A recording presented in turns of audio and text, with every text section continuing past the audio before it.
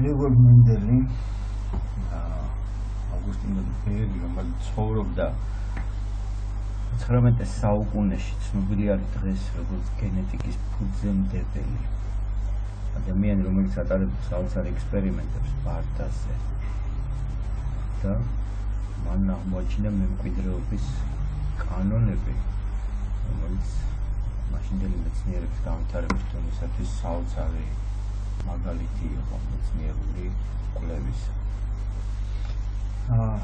მენდელი ცხოვრობდა ქალაქ ბრნოში და აკატარებდა თავის ექსპერიმენტებს. დღეს ეს არის ჩეხეთის რესპუბლიკა, თავის დროზე ავსტრო-უნგრეთის იმპერიის ნაწილი იყო.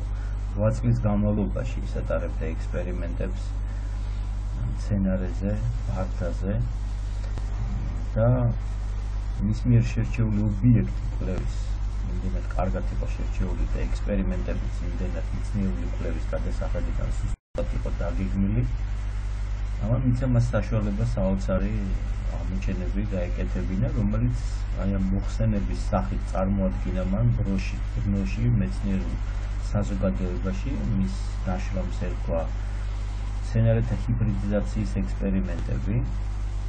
საოცრება ის არის, რომ მხოლოდ მე-20 საუკუნის დასაწყისში სამმა მეცნიერმა დამოუკიდებლად თავიდან აღმოაჩინა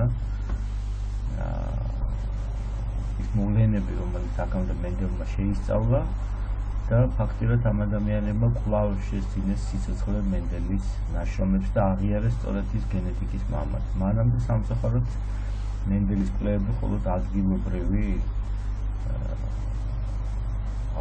ფასეულობას წარმოადგენდა და საერთაშორისო სამეცნიერო საზოგადოებისათვის ხელმეუწყდომელი იყო.